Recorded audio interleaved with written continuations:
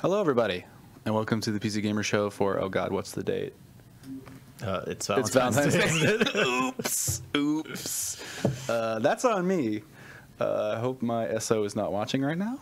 I have a lot of plans. I've got, you won't believe what I have planned. It's unbelievable. I pretty much know Valentine's Day better than anyone else, so it's going to be just insane. But yeah, happy Valentine's Day. Woohoo. Chris and Bo. That's me. My guests today. How's it going? It's good. How are you, Chris? I'm good. I'm feeling romantic. Very romantic, I hope. Yeah, so games. There's been things that have happened. Some games that have to do with video games, yes. Chief among them, I think, is Kingdom Come Deliverance came out. It's sort of been a big hit, especially with our audience. So I think we're going to spend some time talking about that today. And I hear Stage 1 of Overwatch League is complete. It has come to a close. Stage 2 will be kicking off soon, but I'll take us through some of what happened. Right on. Bo's going to take us through that. It's going to be just like watching, pretty much, except a man talking to you about it. That's basically the same thing. Yeah. Then we're going to go through some listener questions, of course. But as always, we're going to start off with what we've been playing. And I hope you guys have been playing some things. But we'll get to Kingdom Come, of course, in a bit. But things besides the big Henry Boy game. Yeah. Later. I've been playing a little bit. I mentioned last time I was on the show a week or two ago that I was finally playing Prey. And I finished that the other day. And it was really fun. I really enjoyed it. I thought that the ending was really good, and just kind of overall, it had several just like holy shit moments that I thought like really was just, I don't know, it's really great. I enjoyed it probably about as much as I was expecting, but having said that, like I had high hopes, so it was I was pleasantly surprised to not be let down. Was it a true immersive simulation through the end? I think so. It's hard to say. That term, like I know what it means, but I don't really know why they're called those. So I'm like, were you immersed? I was immersed. I felt like I was the character. Sure, I don't know. All right, cool. I made choices as if they mattered. Like, and those choices were simulated in a world. Good. I don't know. Now that you've put a bow on that experience, Bo. I don't know. Reflecting on it, I guess, what's your big? Do you have any big takeaways or like things that stand out to you that, without spoiling, that really kind of make it, you think, worth checking out again for other people? Yeah. So I mean, a lot of the criticisms kind of levied at it were that it's kind of like BioShock or like Deus Ex or something, but that like the combat isn't as good. And kind of the big takeaway for me is that that's sort of okay. Like the combat in it is fine. It does sort of improve a little bit, but that's almost like the least important part of it. Kind of in a similar way that like Nier Automata, the combat is like, the fact that it's an action RPG is the least important part of that game. Like it's kind of not great, but who cares, because the story it's telling is actually really interesting. I thought I know some people have kind of soured on audio logs, but I thought that the ones in this game were done in a good way. They were often conversations between people instead of just like somebody talking into a recorder. So that sort of made sense. I think there's so much going on the space station Talos 1 that you're exploring. Like the stories that you can get into of the crew, like not just figuring out like what happened to cause the catastrophe or whatever, but just like the stories of what was going on with the crew before this happened. You can really get into a lot of that, and there's so much kind of tucked behind the scenes. Like you can go to a security station and pick any crew member and like activate their tracking bracelet and go. Most of them are dead, but like if you want to learn more about that one person, or if if somebody mentions a person, you can like go track that person down. And a lot of these are related to quests, but like some of them aren't. They'll just have like, they'll maybe have a key card that opens a door that might have something in it, but they'll probably have some notes about like what's going on. So you have characters that were in relationships and characters that broke up and all this different stuff that like kind of in the same vein as like a Gone Home or Tacoma, these walking simulators or whatever you want to call them that are just about exploring this space and learning what has happened here. There's so much of that, in addition to it being a, you know, immersive sim fighter, first person shooter type thing. And yeah, in the same vein as BioShock, like there are at least 2 or 3 like what I would call like would you kindly moments that are just like holy shit, like that's really cool. So yeah, I don't know, I really enjoyed it. Right on. A game with a good story that maybe doesn't have the most inventive or novel combat, but yeah, I mean, it's not that the combat is bad. It's mainly that like the enemy design is kind of boring. Like you don't really fight too many different types of enemies throughout the thing, and for the most part, like I mean, I just played it on normal. Like I don't really know what it would be like on super difficult. But I feel like it would probably just be annoying. Like most of the time I wanted to just like kill the dudes and get back to exploring. But like I appreciated them being there. Like I don't think it would work if there were just no enemies, because a lot of the exploring and the what you do in terms of the powers and stuff like relate to how you encounter enemies and stuff. And so like the combat is necessary, but it's also it's not that important to it. Yeah, I think the one thing that I would have liked to see more of is I totally forgot. I'm gonna remember right now. More goo, definitely. Oh well, all right. Well, we'll get to it. But yeah, I enjoyed it a lot. Cool. Prey. Go back and play Prey. It's probably pretty cheap nowadays. It's on sale a lot, and I don't know. It kind of flew under the radar. I don't know if it was that people just aren't into that genre, or there really was not a lot of marketing around it, and so I think a lot of people missed it, and I think it was very worth playing. Cool. Before we get to you, Chris, I just want to shout out Siberian, just subscribed, so that's the 20th month in a row. Hot damn. Thank you. And Deej Bruce coming up to a year with 10 months subscribed, so we really appreciate that. Chris, what kind of good video games have you been plucking away at? Well, in addition to Kingdom Come, which we'll talk about later, this week I started playing a game called Stormworks Build and Rescue, which is right now it's in beta. It's a free beta. In fact, if you go to Steam, or I think Green Man Gaming and itch.io all have it. It's like a free demo, but it's basically the beta of the game, the whole game. So you can download it, play for free until the beta period's over. And it's basically an open world kind of sandbox where it's like you're kind of in the ocean. There's a bunch of little islands here and there, kind of like a Sea of Thieves type setup where the world is basically an ocean with little islands and places of interest.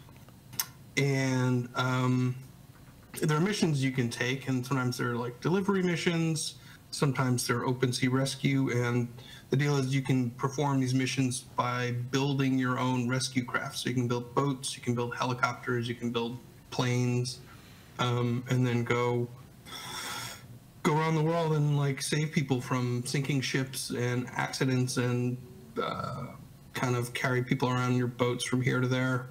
And it's kind of like in one way it's a very chill experience. Like if you fail a mission, like nothing bad happens. You're not penalized. You can't actually die at this point. Like I found that out by accidentally falling off a cliff.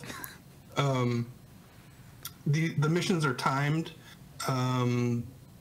but it's not like, if you miss one, another one will come along soon. So it's kind of this chill experience, but at the same time, it's kind of exciting too. It's like I had to fly this helicopter. There was like this giant tanker ship that was sinking with 6 people on board, and I had to like fly out there and land on this sinking boat and get these people into my helicopter and take them to the hospital. And another one was there was a runaway speedboat. Like someone had been driving a speedboat and they fell off, and the boat just kept going.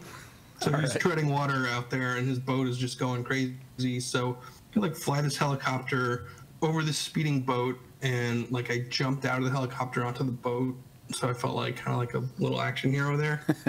And plus, it was at night. It was like in complete pitch darkness, and I had these little helicopter lights. So they're like for a chill kind of sandbox thing where you can do whatever you want. There's not really a lot of pressure to do anything in particular. There's still kind of little exciting, fun moments like that too. I wish I was better at building, as I am terrible at it. I have not built myself any cool craft. But they give you a starter boat. You can buy the second island that has a hangar and has a little helicopter in it. So you can kind of get started with those. And the building is it's pretty easy. I mean, I wouldn't say it's easy to make a cool craft because I haven't been able to do that yet. But if you're creative and talented, it's a pretty easy system to use. It's all with cubes. Stick these cubes together of different shapes and put it on an engine, and then controls and lights and things like that, and then you hook them up to each other. So you have your engine there, and you'll connect it to a starter switch and connect it to the motor. Then the motor you connect to the rudders you connect to this control panel. So you kind of build it, put it all together, power it, and then you can spawn it and take it out in the world. So it's fun. I would really recommend anyone who likes to build ships and crafts and things to give it a try. If you aren't great at building like me, I still had a really good time, and right now it's free to try out. So okay, it's called Stormworks Build and Rescue. I'll link to that in the chat. And is that on Steam and it's available now, huh? Yeah, if you go to the free demo on Steam, that's how you get it. It's also Green Man Gaming and Itch.io, I believe, all three. Right on. So wherever you want. And great. Yep. And I wrote something about it this week. Oh, cool. I'm not in Twitch though, but right on. If you want a more in-depth look, go to PCGamer.com. I'll link to that in chat as well. Cool. That sounds like ridiculous fun and very much up your alley. Yeah, it is fun. It's like I said, it's a combination of like kind of a soothing, relaxing experience with some fun building, and then little moments of excitement when you save little weird NPCs from drowning. Right on. Nice. Anything else, Chris? That and Kingdom Come has. It's been pretty much it. All right, cool. Well, I'll talk about what I've been playing. Not a lot, mostly Kingdom Come, but again, we'll get to that next. But I've been playing this game called Deep Rock Galactic. You guys familiar with this at all? I remember hearing about it when it was kind of, I don't know, I guess it was just off the E3 trailer when it was revealed. Yeah. So Space Wars. It's a Left 4 Dead like featuring space dwarves. Yeah, exactly.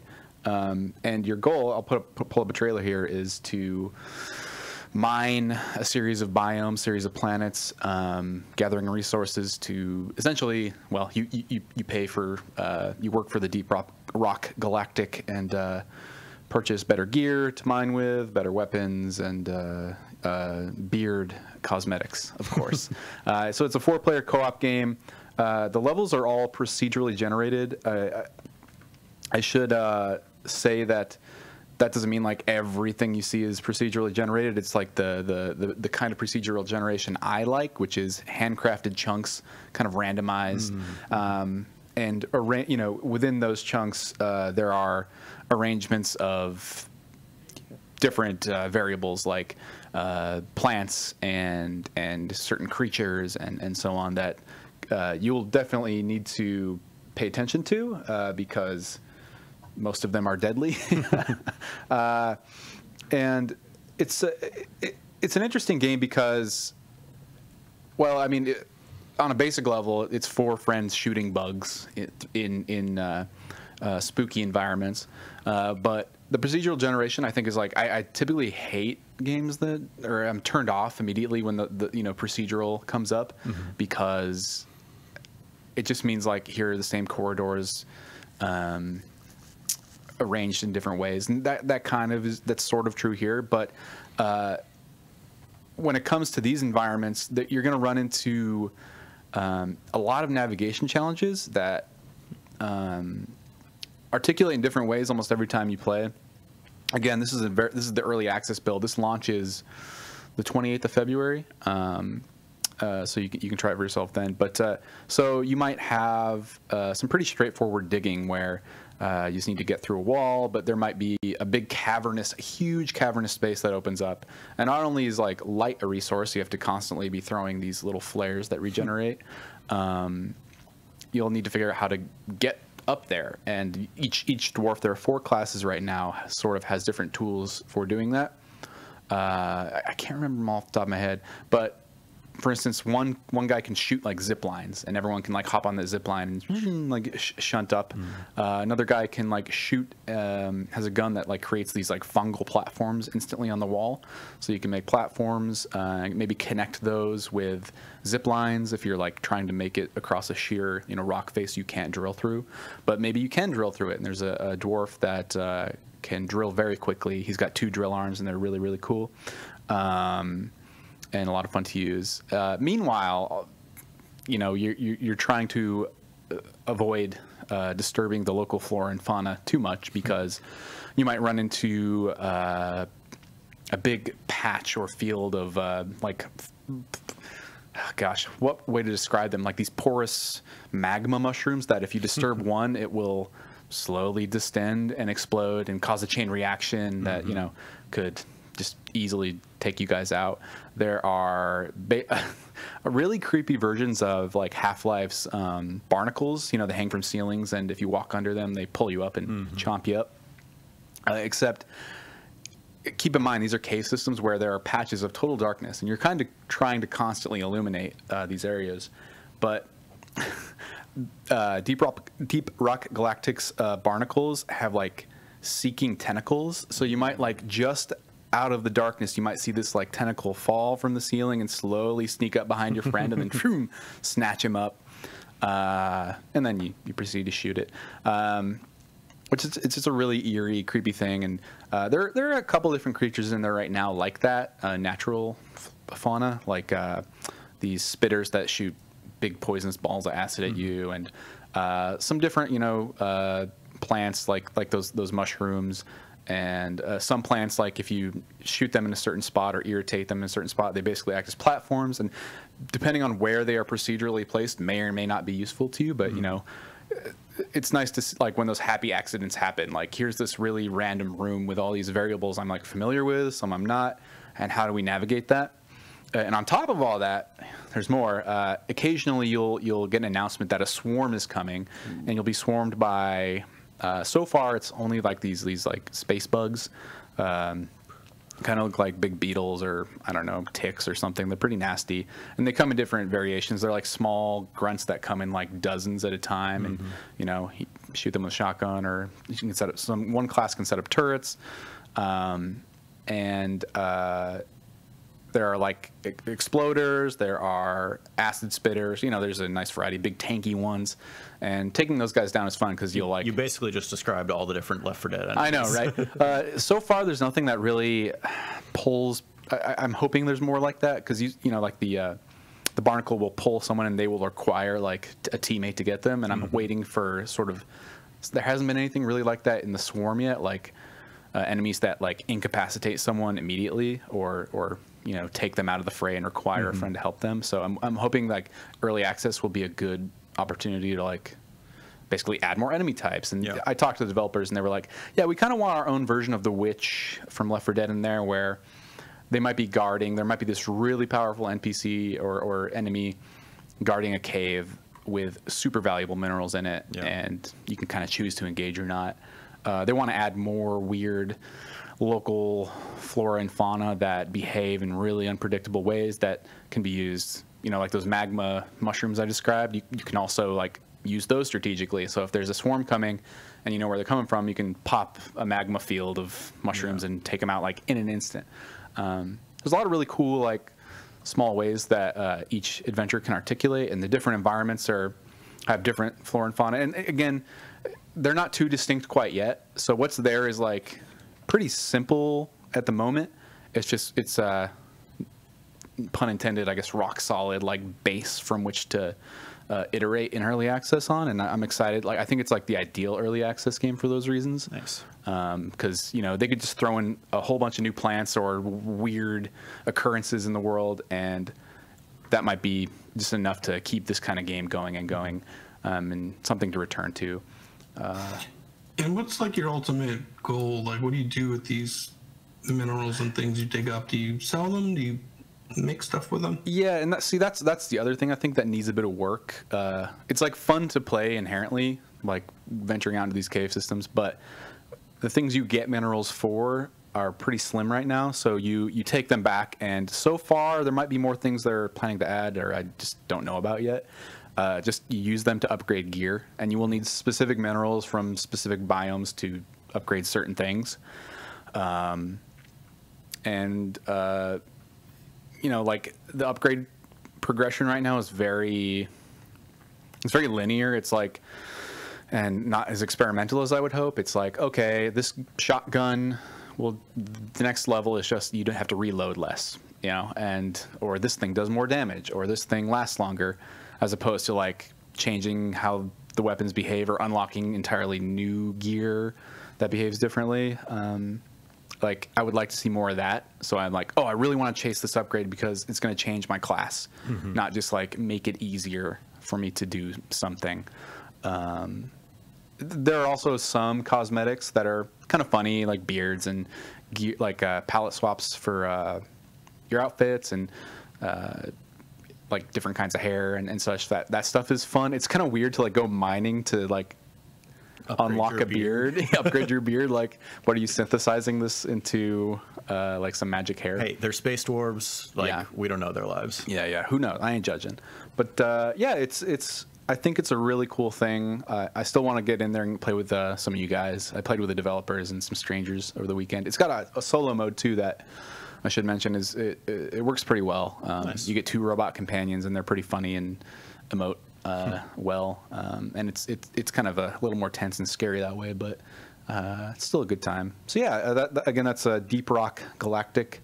I'll link to my article I just went up today in the chat. And that goes into early access February 28th. So check it out.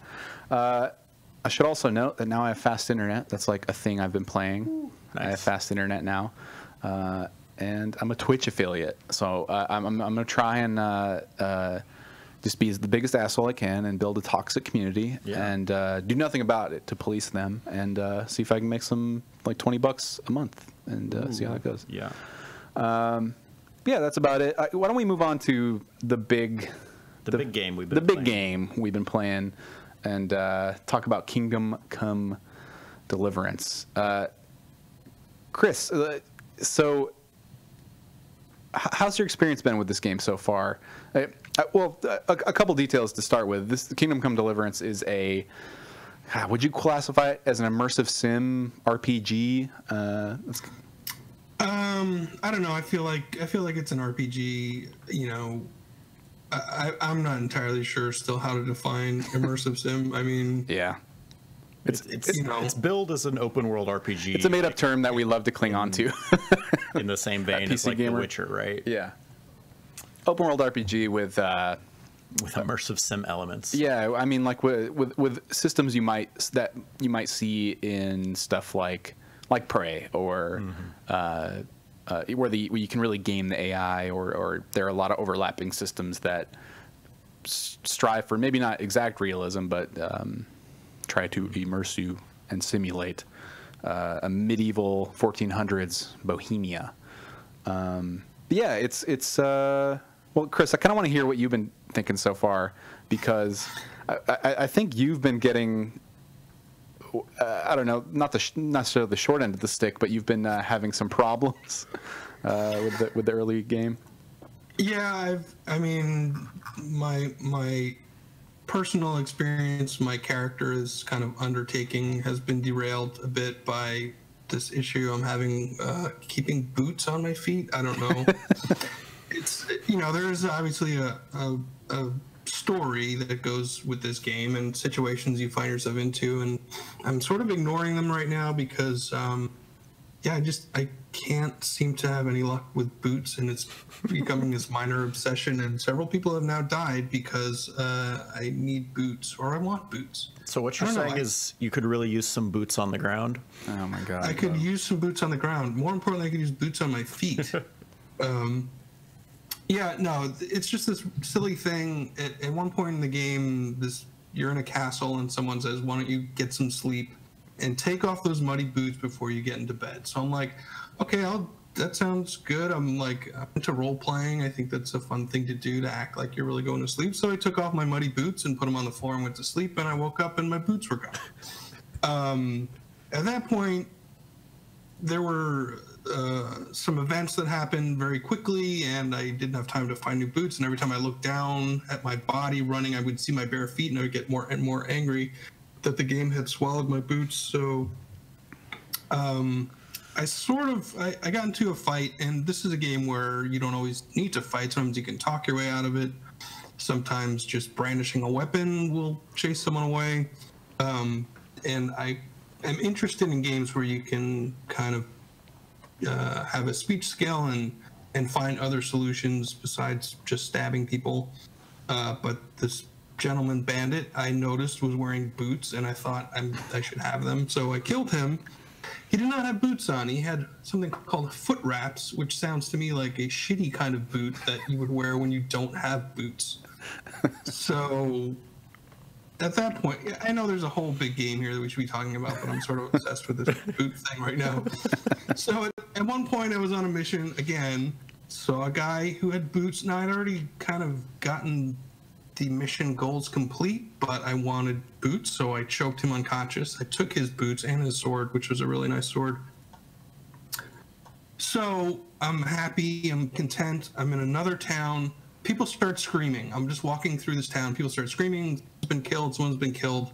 The townspeople are all running around. I didn't see anything happen. But I just walk and I look, and there's like this dead woman in a river, like face down. Damn. So I just I figure it's a dead body. What do? I look, I see what I can take from it.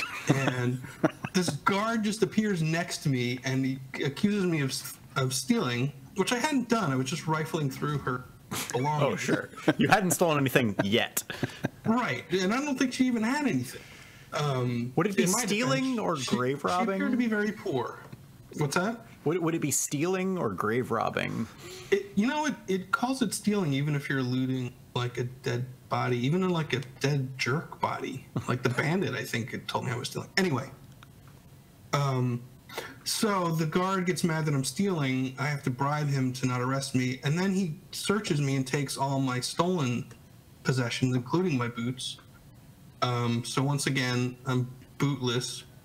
I'm not going to keep talking about this because I feel like it would take an hour, but there were several more deaths involved and several more times I've acquired and lost boots. So yeah, it's fun. I don't know what's going on with the story. I have been ignoring it. At this point, who cares? Bootless in Bohemia. But yeah, it's definitely for Oblivion, Skyrim fans, RPG fans. I'm not a Witcher guy, but I think it's probably appealing in a lot of the same ways, in that it's a big, kind of interesting open world, and it seems like there's a lot of different ways to play, a lot of different ways to solve problems and complete quests, and obviously there's a lot of ways to get sidetracked, which is the best part of games, in my opinion. Yeah, a lot of ways to lose and or gain your boots. So I look forward to hearing more about that specific adventure. Goddamn. Yeah. I mean, I'm like 15 hours in myself. And I've been maybe doing a main quest every couple of hours. I'm not trying to rush through, and it's kind of a hard game to rush through anyway. I think I should dispel, like, right off the bat, I think there's a sense from some people that this is like a hardcore simulation of medieval life, and it's every detail is absolutely correct. And okay, on several levels, no, the historical accuracy of this game is very wishy-washy, very, very wishy-washy, whitewashy, and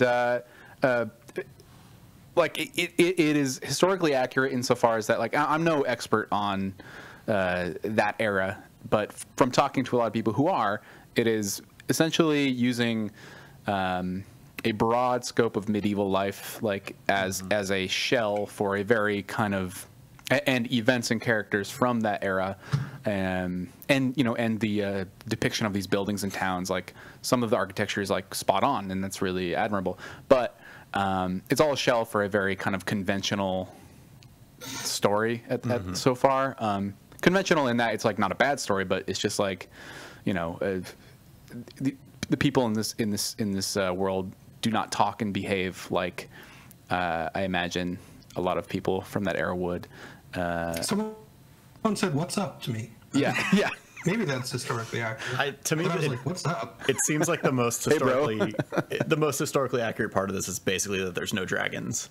Yeah, I think that's kind of the shorthand. It's like, there's no wizards shooting lightning bolts, so it's probably historically accurate. I would say more based in reality than a dragon type. But even then, there is kind of some like not like semi-magical stuff, right? Yeah, there's certain potions and shit, and that like just heal you, and like or buff you in a certain way. Yeah, I saw one. There was a tip on my screen about how to make a night vision potion. I was like, oh, yeah, that was kind of a disappointment to hear that. Pound some carrot juice. Yeah, so I mean, like, not to discredit like some of the details in this game that are like very admirable and sometimes just, I would argue, too much. Have you tried to sharpen a sword yet, Chris? No, I have not been able to hold on to a sword. Oh my god. I have an axe now. Okay, well, sword. When you use a grindstone to sharpen your sword or whatever it may be, it involves like, it feels like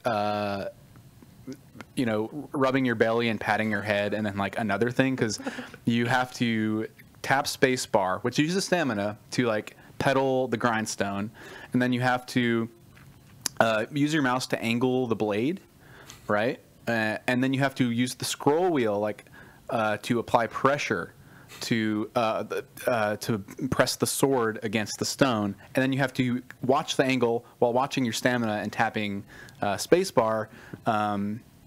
Not tapping too much, mind you, because otherwise you'll run out of stamina and get tired. And angle the sword so it's not smoking against the grindstone, which dulls the blade. You want it to be sparking, and you have to do this for the length of the blade too. So, I mean, it's kind of cool once you get the hang of it, but it's like, Jesus Christ, like once I do it twice, I'm good. Like, that was novel, that was fun. Can I like get a perk that skips this now? Can you at least like pay somebody else to do this for you? Yeah, you can repair. You can pay someone to repair. Okay. So I guess that's like the trade-off. Yeah, I mean, part of that is, that's pretty cool to me. That it's like this task is arduous enough that like it makes me actually consider just paying somebody to do it for me rather than okay. You put that in perspective. That's kind of neat. I appreciate it more now. It's still just like funny to me that like this fucking system is so intense. Even like lock picking. I think the lock picking mini game is, I wouldn't say it's like awful or anything, but it's like anytime you try and perform a small interaction, whether it's pickpocketing or lock picking or grinding a sword, or gosh, there are a ton of these. Like, there's a tutorial screen that just pops up and is filled with text, and it's like, that is off-putting. But that pickpocketing, man, my issue with pickpocketing is like I never know quite why I failed. Like, I'm doing the instructions and then I'm just caught by the guy. Maybe it's just, is it my skill level? Am I not silent enough? It doesn't really tell you.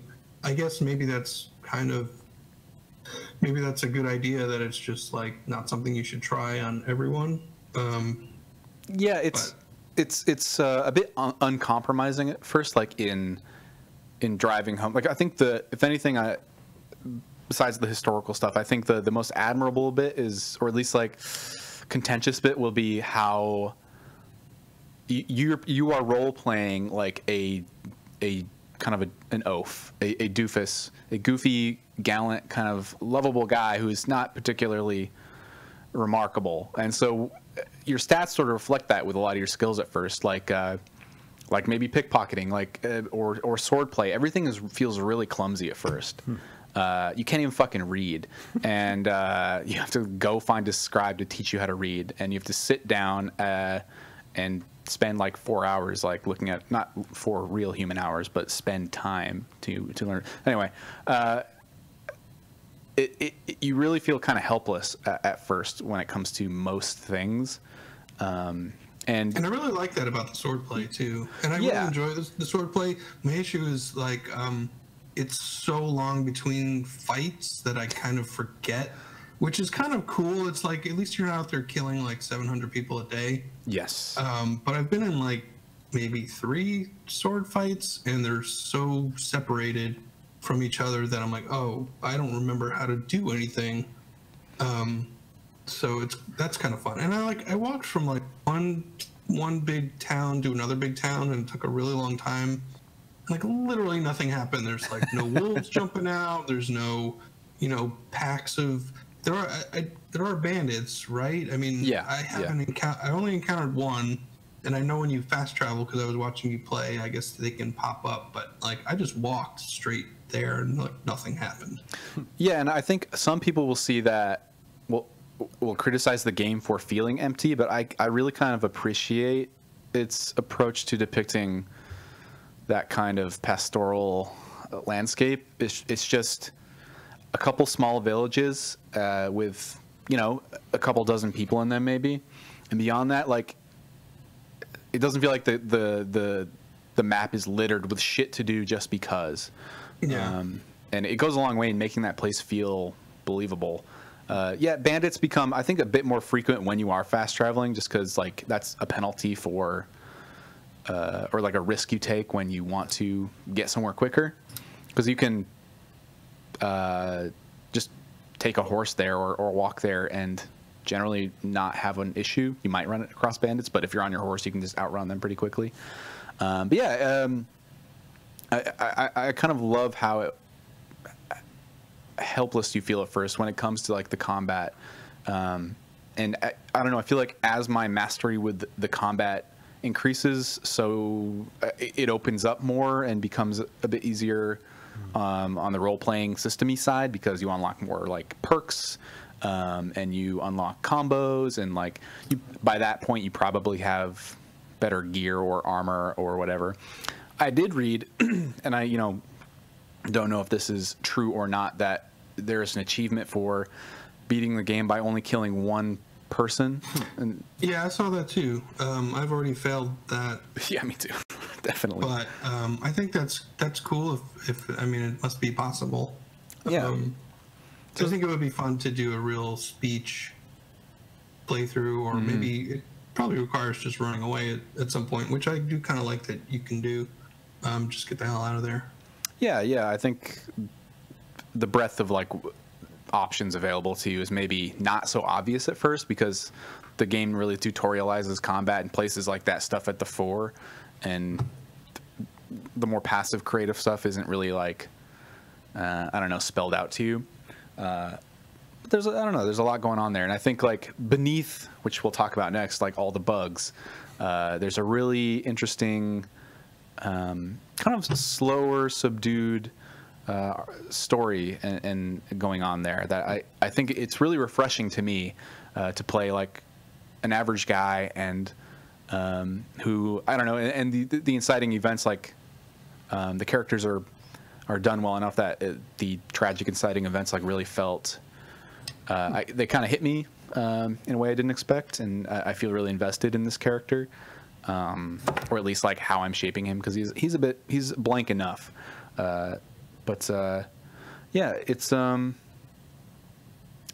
It's been really interesting so far. I still have yet to be in any big medieval battles, like 15 hours in, so don't go in expecting like Mountain Blade 2 right away. But I don't know, like for a game that, I don't know, it sends you on like a hunting quest with a buddy just to like go hunt hares, and that felt really, I don't know, it was nice and fun, and I got to know this character better, and like that was like pretty much the only reason for that quest at all. There's a lot of stuff like that.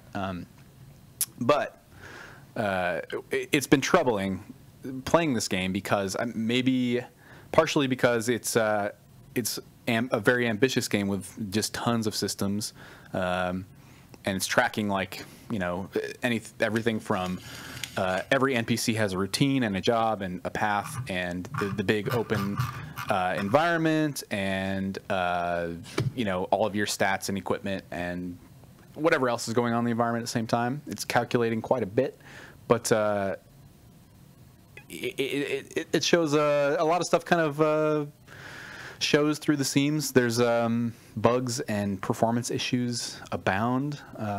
Chris, is it running okay for you? Like, I don't know what kind of machine you have, but it's running okay. Like, in terms of, you know, my frame rate, there are a lot of dips and slow periods, and like really started crawling at night when there's torchlight and it's raining. It really takes a dive. Yeah. Most of the time it seems okay. It's like, it's not great. It's like between 30 and maybe 45 FPS.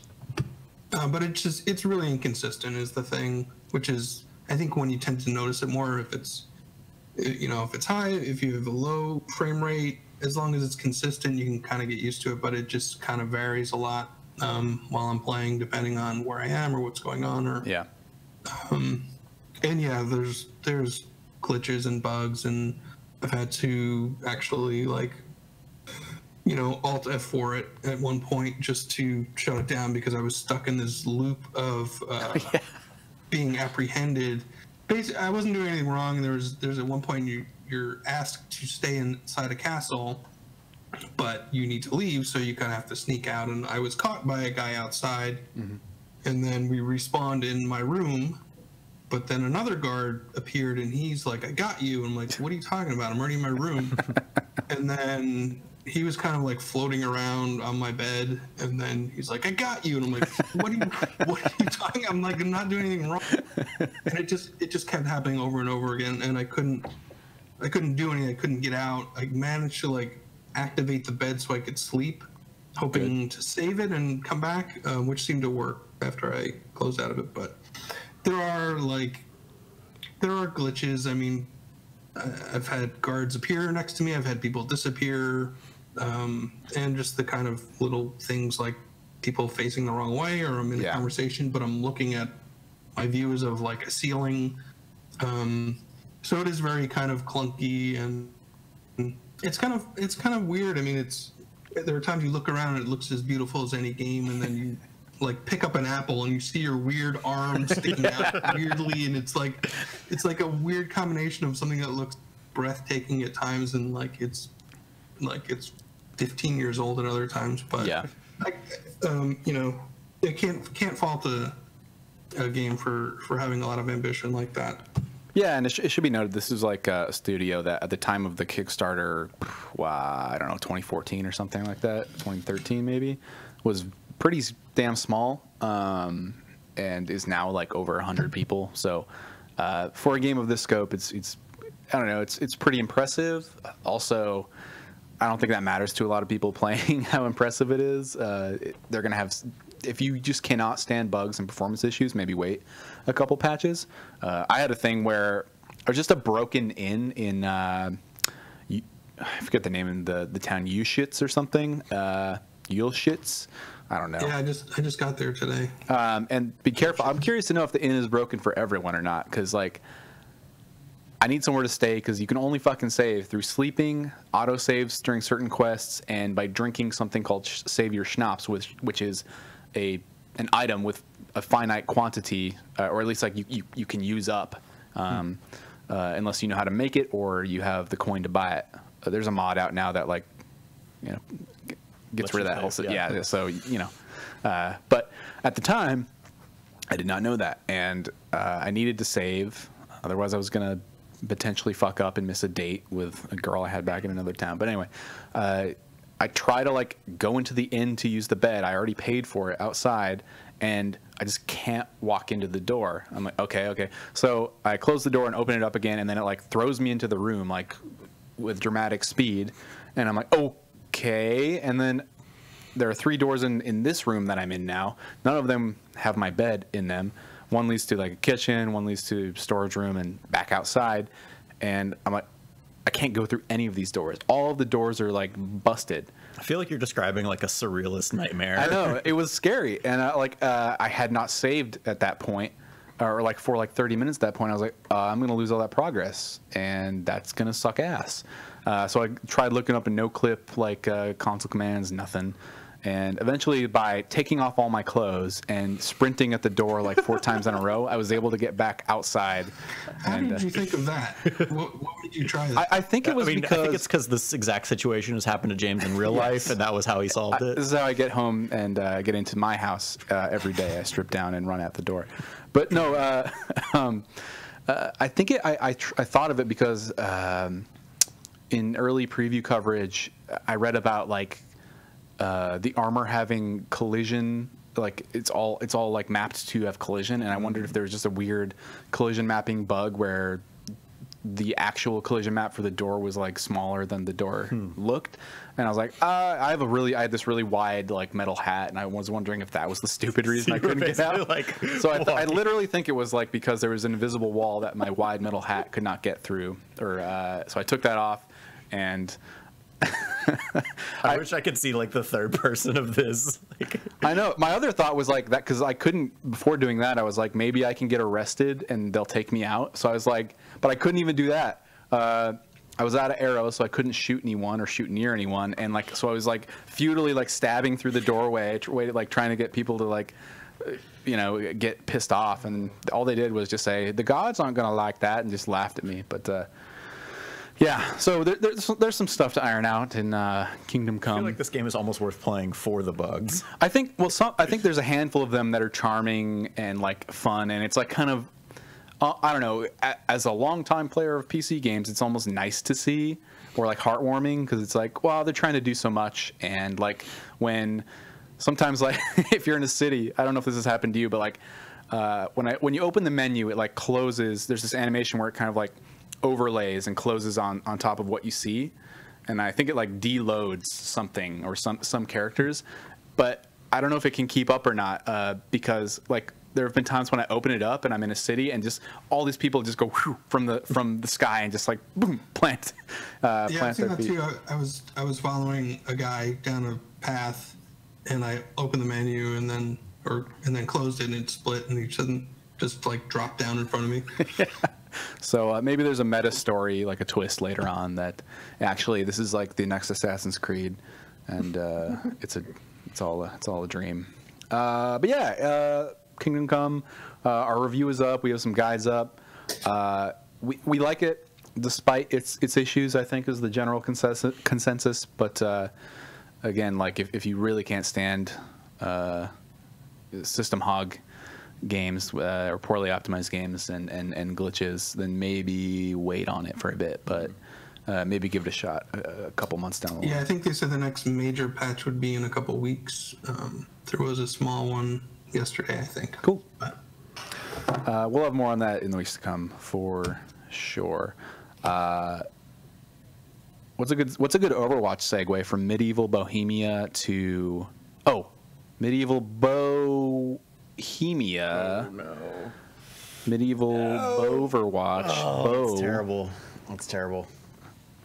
But yeah, what's going on in Overwatch League? Overwatch League. That's a thing. So the Overwatch League Stage One came to a close this past weekend. The Stage One finals took place on Saturday, and there was some really good games that went down.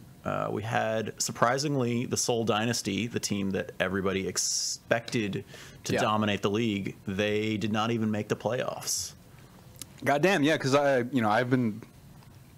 have not been paying attention to Overwatch League. I'll be honest with you, but that was the talk at first. It was the Seoul Dynasty was like killing it. They just seemed like at least for the first kind of half of Stage One, they were pretty much undefeated. And not just undefeated, but like dominating in all of their matches, winning everything 4-0. And yeah, they just were rolling through the league. Like in the preseason, everybody expected they were the best, the most established, best team, reformed as the dynasty, and they were just expected to kind of just roll through it all. But yeah, kind of about halfway through the season or through the stage, because we're technically still in season one. Yeah. It's a kind of confusing nomenclature, but we were really, I don't know, that's something like the dynasty was at the top, and there were a couple other teams that were really good. and there were teams at the bottom that were just like getting destroyed, but there seemed to be kind of more upsets and more kind of infighting, not so much infighting as just maybe the separation between the teams wasn't quite as big as we were expecting. Okay. Like we were seeing, Seoul started to lose some, not because they were bad, but because other teams were also good. And like the teams that were not doing so great, like they still could pull off an upset every now and then. And so there wasn't really any team that was just like a safe bet. That's a good thing, though. Yeah, which is good. Yeah, yeah. It was really, really cool to see that basically every match was really interesting. But yeah, so going into the Stage 1 playoffs, so there's 12 teams in the league right now, and the way they did it is the top 3 teams went to the playoffs. So the number 1 seed got a bye, the number 2 and 3 played a match, and then the winner of that match played the number 1 seed.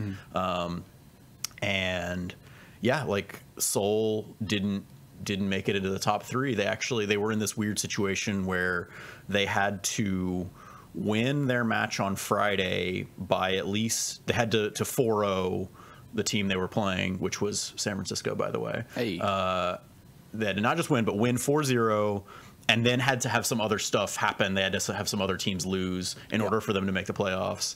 But San Francisco actually played the spoiler and took 2 maps off of them. We didn't win the series, but we did take 2 maps down.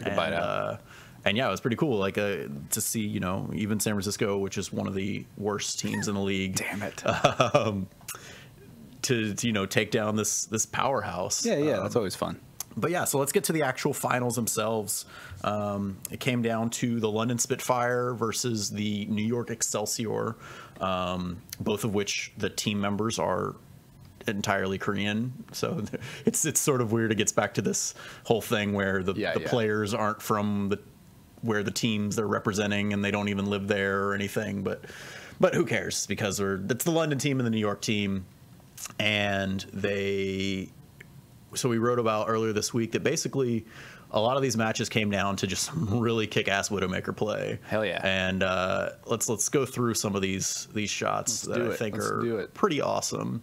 So this here is from Pine, a sniper for the New York Excelsior, and he basically just loops around behind here and just gets 4 kills, kind of no problem. That's some sniping. Damn.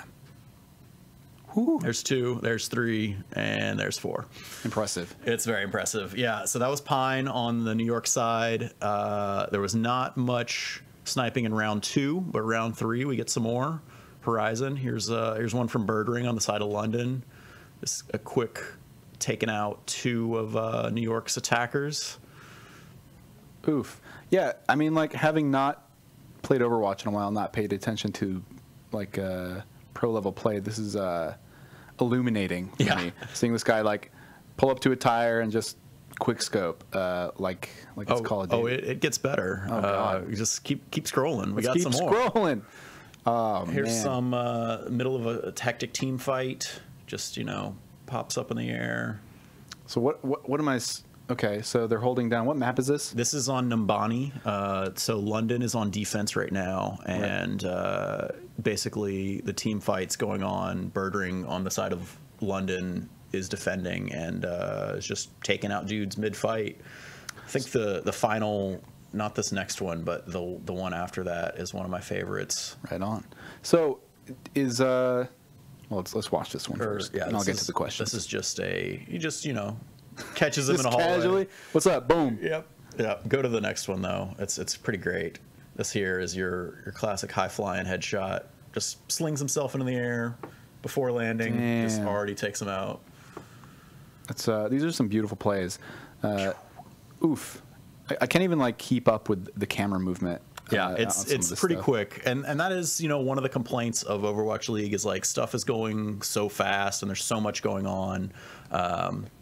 But like it's definitely the kind of thing that I've found it takes some dedication to watch. Like right. the more that I watched Overwatch League, like the easier I found it to follow. Like through a combination of getting used to the camera movements, but even more so like just immediately having my brain be able to parse what's going on and getting used to those things, like listening to the casters. A big thing is like learning who is on each side, like learning the names of the DPS players or the healers, so that when the casters are just kind of rattling off super quickly, like, and so with the headshot on so-and-so, like being able to parse that little bit of information to know that that means New York's sniper killed London's support or something, like London's Mercy. Like, there's a lot of information to get through, but the more you watch it, it does get easier to watch. I know that's sort of not the best example. No, I mean, like, our Canadian demographic is going to hate this, but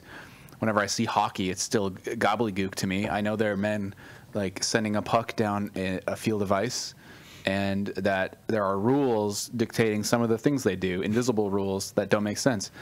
And I think this is maybe the inverse problem, where like there are things visually that may not make sense, but the rules themselves are, you know, fairly easy to grasp on.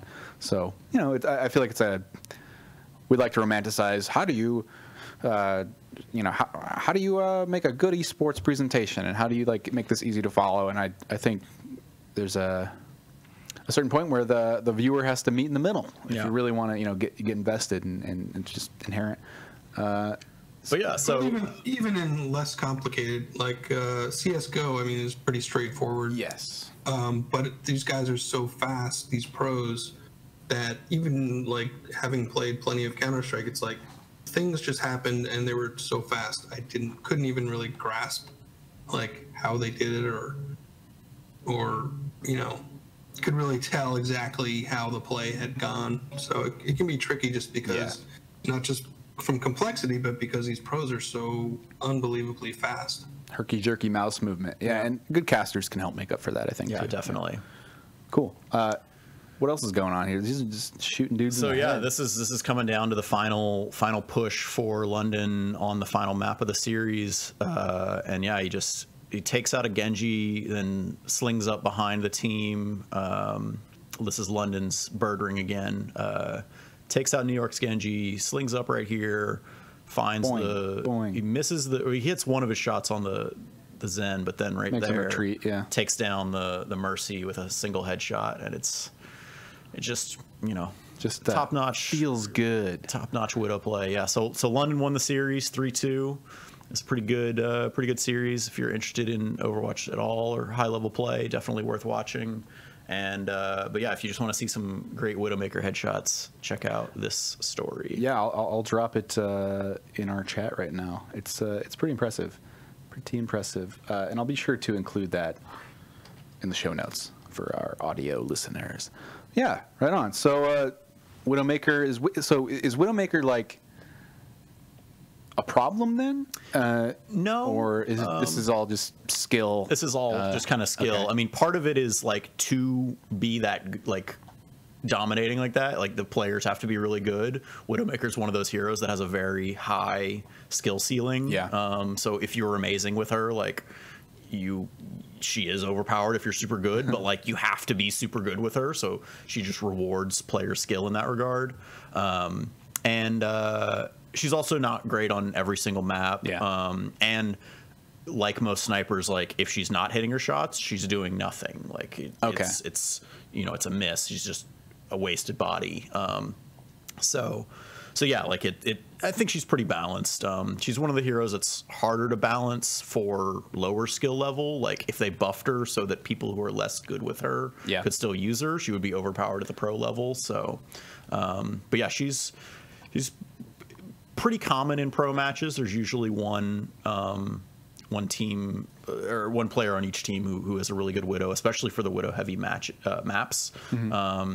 But often the way to counter her is just simply play one on your own team, and then so you get these snipers having like the sniper duel, and basically whichever one is the better player will win that duel, and that can often dictate the flow of the match. Cool. Well, I ask because I don't know. I feel like every time I tune into Overwatch, there's a hero who's maybe not like a massive problem, but is the next on the chopping block, or at least like so. No, I would not say that Widow is that hero. Like the big one right now is Mercy, who has now been changed, but the changes didn't go through for the Stage One. They didn't basically like she's been changed on live, but they didn't want to make a balance change in the middle of the season. So now with the conclusion of season one, or not season one, of Stage One, the Mercy changes and the Junkrat changes that were also in that patch have been pushed through to live, or will be, and then will be on Stage 2. Cool. Which kicks off the 21st, I believe. Right on. So we have about a week break and then get back into it. So stage 2 is a thing. Like take the uninitiated through like what the rest of the season plays out like. So the full season is 4 stages, and each stage is 5 weeks long. Yeah. And so matches are played Wednesday, Thursday, Friday, and Saturday. Each team, I believe, plays 2 matches per week. So you get 3 matches Wednesday, 3 matches Thursday, 3 Friday, 3 Saturday per week. 5 weeks to a stage, and then on the 5th week of that stage, there's then the stage playoffs. For Stage 1, as I said earlier, it was the top 3 teams of the stage go on to the stage playoffs, and then the stage playoffs is basically you just the winner of the stage playoffs gets team gets $100,000, the runner-up gets $25,000, and then you go back into Stage 2 after a little break, and basically between the stages is when you get stuff like the balance changes getting pushed through. There's also teams can trade players, can pick up new players. So actually right now what we have is a couple of teams are, so London, the team that won, 2 of their players actually they didn't play very much throughout the whole stage, because so London actually has 12 players on their team, but only 6 are playing at any one time. And some of them subbed in fairly often, but some saw almost no play. Yeah, but they're still very good players. So they've actually been traded to other teams now. Already? Okay. Yeah. And then the Shanghai Dragons, for example, which is the unfortunately worst team in the league, they went winless. Damn. 0-10, I think, was their final record, unfortunately. Shucks. But they have picked up 4 players, not from other teams, but who were at the previously unsigned. One of which is Gaguri, who was the first female player in Overwatch League. Yeah, about time. So she's joining Shanghai Dragons and will be joining the team. She's on the team now, but will be playing basically as soon as her visa comes through and they can get her to the U.S. Cool. So there's basically like a sense of renewal between each stage. Yeah. It kind of a chance to adjust and kind of a little bit of a chance to adjust. Yeah, I'm not 100% sure how the winning the stage plays into the final playoffs at the very end of the season. I do know that your record through the whole thing matters, but I'm basically it all does matter, but then the individual stages matter as well, because there's prizes for each stage. And then because the team compositions can adjust and the balance changes go through.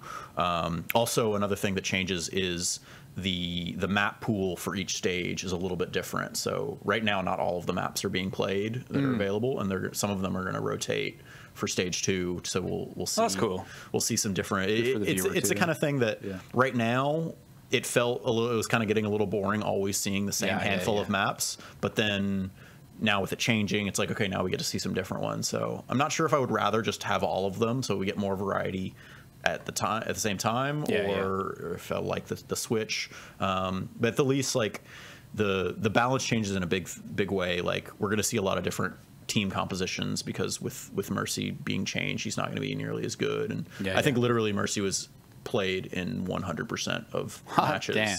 All right. There was not a time when there was not a Mercy in the lineup. So cool. Yeah. Well, it's going to be interesting to see how things roll out in Stage 2 and Stage 2 and beyond. Right on. Well, look forward to more updates and coverage from Overwatch over here. That's me. But in the meantime, let's move on to listener questions. So Twitch chat, tag @PCGamer if you have a question about video games, computer games, Overwatch, or well, Rachel's not here, so no relationship advice. I know it's Valentine's Day, but we got, if you want to hear some advice from 3 dudes, sure, but no promises that it's going to be good skewed. Advice. So any questions about video games, tag us in chat with @PCGamer. We'll get to you as quickly as we can. We will prioritize Twitch subscribers and club members. If you don't know what I'm talking about when I say club member, we have something called the PC Gamer Club, which is you can find out more at club.pcgamer.com. It's a small subscription fee, monthly subscription fee. You get an ad-free experience on the site. You get an invite to our Discord, which is growing and changing all the time. It's getting pretty rad. You get a free game each month. You get did I say digital subscription to the magazine already? I believe you did. God damn it. Did I say ad-free experience? I think you did. I did. You get all the beta keys we get first to get priority, so and first chance at some certain contests. So recently we just sent out 500 Hunt Showdown alpha keys to our listeners, and I think a good majority of our Discord people got them, and we gave a couple away in the Discord as well. We're always giving shit away in the Discord. And you get some really high quality glossy JPEGs of our good friend Tub Geralt. Oh yeah. We're always trying to introduce new stuff to the club as well. So recently we got some in-game items for certain games like Elite Dangerous. You get a ship skin, PC Gamer exclusive ship skin. Oh yeah. In Rising Storm 2 we have some cool tattoos and a cool helmet. Make mods, not war. It's pretty rad, and we're looking for more of that stuff too. So it's always going to be growing and changing, and I'm excited to see that happen. So yeah, we're getting some questions here. I'll start off with the ones we got from our Discord earlier today. Starting with one from Maniac86. James' serious question this time, because he asked me. He did another cow fucking burn, which is his thing. It's unnecessary. Yep. So the Battle Royale market, PUBG and Fortnite mainly, went from niche game mods to mainstream, as did MOBAs before that. Starting like with Dota emerging from a Warcraft mod. Is there anything out there that is cool, niche, and different from mainstream game styles you have found via mods or custom servers you could or would like to see go big and mainstream as well? So what do you think, or what would you like to follow in the footsteps of the MOBA and the Battle Royale genre? Does anything come to mind when it comes to mods? It's a good question, because there definitely is precedent there of like it's starting in the mod scene and then building out into a larger full game. I don't know. It's tough. I don't have anything that comes to mind immediately. I would like to see. I don't know how. I don't think it can go mainstream because it's so fucking strange and singular. But Sven Co-op, do you guys know Sven Co-op? Oh yeah, we played that. It's just a big repository of ridiculous co-op campaigns with basically no cap for how many people can play them at once. But it's like most of them articulate from just random people like throwing hundreds or dozens of bodies at a singular goal, and they're often these enemies like take a lot to take down, and it's just like row after row or time after time you respawn and like head to the next choke point and try and shoot enemies and move on to the next weird like pseudo puzzle platforming combat segment. I don't know if there's like I 100% know that would never be a PUBG or a MOBA, but I certainly would like to see more experimentation or things that look like that come out, but it might just stay Sven mod, and that's still okay, or Sven Co-op, and that's okay too. I'm okay with Sven Co-op. It's still kicking. Any thoughts? I'm trying to think of like another mod seems poised for a big breakout, but coming up empty. The mod I remember, or mode I remember seeing the most in a lot of multiplayer shooters was the gun game, where everyone starts with like the weakest gun in the game, like a pistol. I think they had it for like TF2 and CS:GO, and you get a kill with it, and then you get the next one. You kind of work your way up. I can't imagine that being some big mainstream, huge thing, but it was always kind of fun. But I think it was more like the thing you played when you were bored with just playing regular CS:GO or TF2. Yep.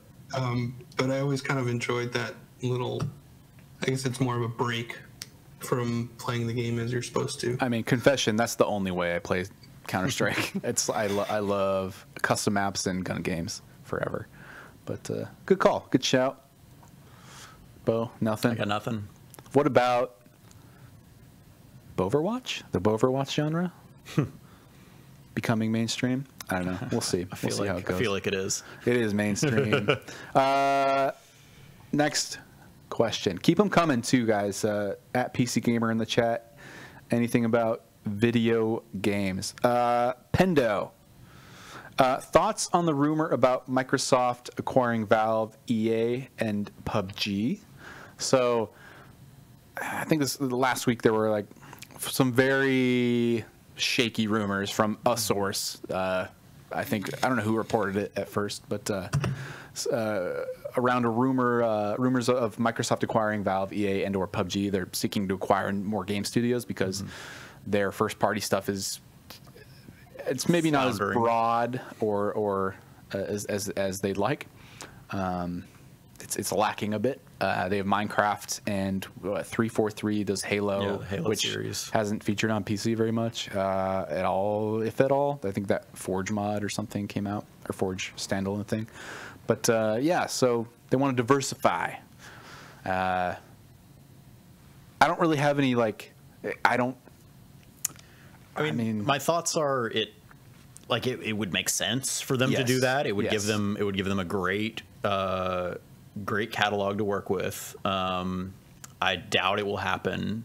The interesting thing in terms of Valve specifically is it would then potentially by Microsoft owning Valve's IP, they would then be able to just hire writers and throw money at them to make basically Half-Life 3 or Portal 3 or Left 4 Dead 3.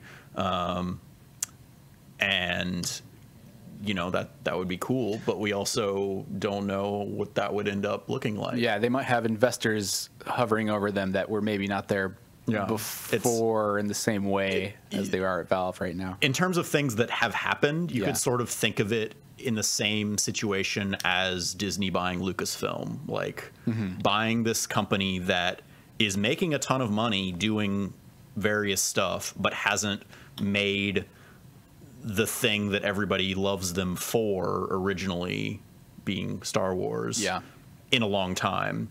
And Disney buys Lucasfilm, immediately says, we're going to make new Star Wars movies, and just throws money at them to make them presumably good. So, in this dark future, a new Half-Life game every year, spin-offs on the off years. We get, I want to play a Vorgonaut Adventure, or maybe a Headcrab origin story. I don't know about you guys, but no, that sounds awful. That sounds scary. I mean, so that's an interesting thought, an interesting, dark potential timeline. Yeah, potentially dark. That could be great. I mean, and I feel like it'll be if that were to happen, I think it would be a bit of both, as it has been with Star Wars, depending on who you ask. Some will be safe, some will be ambitious, some will land, some will probably not, and no matter what, people are going to be divided on the subject. But the one thing that will be certain is that there would be new Half-Life games. Yeah, almost certainly. Yeah, because why sit on that? Yeah, it's a very, very valuable name.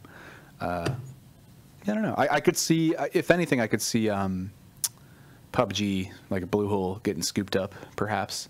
I think if Microsoft can buy Minecraft, then it stands to reason they might be able to do that as well. But who knows? These are all rumors. I do expect, dear listeners, do expect Microsoft to buy some studios in the near future. Cool. Another question here from Roll SK.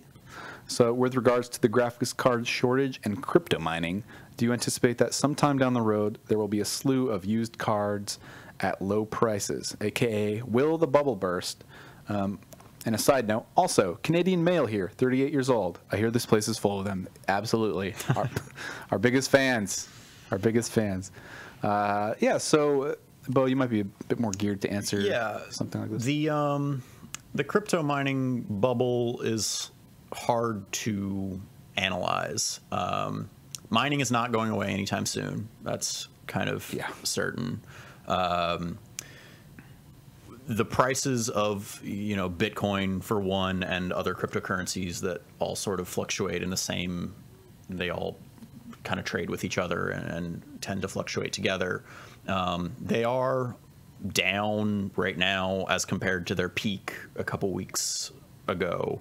But just because they're, you know, down to 7,000 or 8,000 for the price of Bitcoin as compared to 18 or 19 when it was at peak, that's still up, you know, several hundred, if not 1,000% for a lot of people, and it's still very profitable for mining. The thing that is less profitable is the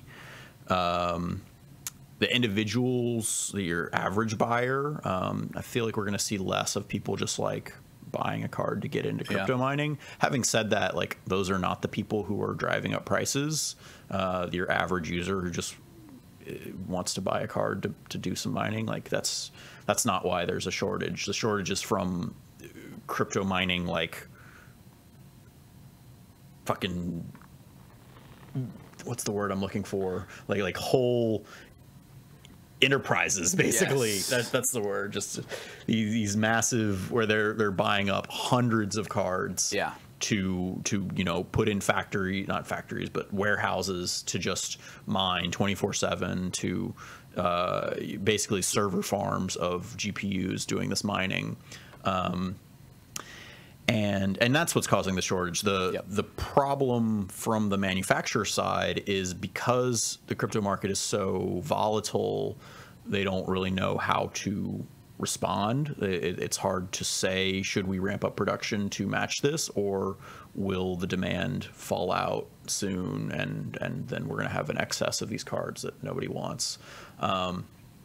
So to answer your question, there's probably not a bubble that's going to burst. There will at some point be an influx of cards that are available. We saw this happen back when the first kind of Ethereum boom happened, and there was the first graphics card shortage. That happened, and then there were still cards available at MSRP like back around November-ish of last year, and then this new one happened again. So like, cards will come back in stock. It will kind of level out. I don't know how long, unfortunately. I can't. It's so hard to predict. And in terms of, will there be used cards on the market? Maybe some, but the thing is like I was saying, if you were to find a used cryptocurrency mining card, it will be from the kind of average users, the people who bought one just to kind of get into it for a little bit, and then when it becomes less profitable for them, they'll just sell it to recoup their money. So you might be able to find some, but there won't be a huge influx likely, because these massive enterprises that have bought up hundreds of cards, they're likely not going to be reselling their cards. They are going to keep mining. Yeah. So no real answer. Just be quick to click when those new cards come out. Yeah. Like we'll try and gather up good deals and keep you guys. Yeah. We try to keep you informed of when cards are on sale, or at this point even just in stock. But we'll be covering everything about this stuff as long as it's. The good news is at this point, like Nvidia and AMD know this is a thing, and are fully aware that there's problems, and at least publicly they have said that they are ramping up production to match demand. We'll see what that ends up actually looking like. But yeah, I mean, another big part of the problem is simply like these graphics cards are still physical items that require manufacturing, and when they are on a timetable of building only so many per day or per week or per month, and when all of those are bought up in an instant, it takes time to build more. Yeah. So hang in there. We're all in this together. Yeah. We're all in this together. A couple more questions. We'll run through some of them pretty quickly. Stabby McStabStab12 asks, anyone here play Escape from Tarkov? You guys have been playing that? Have you touched it? I have not. I've been sort of preparing myself. I've been watching some streams and things. Okay. I definitely am going to try it soon. I just wanted to get some sort of idea of what I'm getting into first. So if you don't know, pretty cool. Yeah, I mean, like I remember it most from having extremely in-depth or somewhat realistic gun loading and handling and in-game models. So if you're into that kind of simmy gunplay, then I think it's something to keep an eye on for sure. So we'll let you know once Chris gets in there and shoots the weapons. Deej Bruce, best Valentine game? You guys got anything come to mind? Something to play with that special person on this day, the day of our Valentine? There's a lot of good co-op games out there. Yeah. I would say avoid the co-op games that are frustrating and fight-inducing. I know we do have a good list of the best co-op games that James is about to link in the chat. I will link to it here. So look through those. Lovers in a Dangerous Space-Time comes to mind, but that also, again, that might get you angry at each other. It depends on your relationship. So I would avoid Overcooked. Fuck that. I love Overcooked to death, but that game can be frustrating. Tear people apart. I think Her Story is a good one. Not for romance, but just to play and solve kind of a mystery and talk about various clues and tidbits with another person is a lot of fun. Yeah. And you could do it in a night. Yeah, good call. Her Story. Do that. That's our officially sanctioned Valentine's Day video game. Cool. Where is this? Okay. It's a very broad question. Any scoops, news, views about single-player first-person shooter games? What is id up to, etc.? That comes from Solid Duke Nukem Snake. So, not that I know of, and nothing that even if I did, I would be allowed to say. But I think if you're looking at what Bethesda's publishing, the trend they've been rolling with lately is announce a couple months before it's out. So if you find out anything, it's going to be E3 or at some special, if they're back at E3, some special summer conference or something like that. And QuakeCon's coming up too. Yeah, good call. They typically announce things there, but if they do announce something, then that would be a good time to get a first look at it, probably. Yeah. So next couple months, we'll all find out, I'm sure, whether this single-player first-person shooter is truly dead or not. It's not. Let's look here. So another kind of Valentine's Day themed question from JBJ Blaze. What's your favorite romance game to play? If you've ever dared with the genre, mine so far is Emily is Away. A facade of non-linearity that leads you every time to disappointment. I have not played Emily's Away, but if I remember, it takes place in like the framework of like an AOL Instant Messenger. Yeah, I haven't played it either, but yeah, that is what it is. Yeah. So I've heard good things about Emily is Away. Yeah, so that's a good one. I mean, romance games, like, if by that you mean just like people dealing with relationships, because there's a lot of like dating simulators that come to mind that are like cheeky, and some are a little more serious or sexual, or I don't know. I'm a big fan of what's it called? Lady Killer in a Bind. Lady Killer in a Bind. It's like it's really fun. It's very sexy, steamy, very steamy, and on Steam. Indeed. It is on Steam. I think uncensored. Does Mass Effect count? Because I feel like Mass Effect is the game I put the most into my relationship. So. Yeah, I think Mass Effect is a good call. You can always go in there and like develop a crush on someone depending on what kind of shepherd you're going for. True. I get shit all the time for loving the Quarian. What's her name? Tali. It's been a while. Yeah. Can't even remember your virtual girlfriend's name. Come on, James. Everyone says she's boring, and apparently she is boring enough to forget the name of. But yeah. Apparently you can date people in Kingdom Come. Yeah. I've been on a few dates. I accidentally lost my virginity, which you'll find out about in a piece later this week. Yeah. Did not mean to, but it happened. Yeah, I don't know. Like, I think a lot of RPGs have decent romance options. There's just a nonstop influx of dating sims. I know there's like one called Perfect Date, where it's a cat dating sim. Nice. Dream Daddy. Dream Daddy's real solid. There's some god awful scary ones too. I like Stardew Valley a lot. Stardew Valley, I like romancing the local townsfolk. Yeah, I'm still waiting for that co-op mode because I challenged my friend to. We're gonna see who can get married quickest. Nice. Speed run marriage. Nice. Let's see if we got any more questions here. That might be it. Oh wait.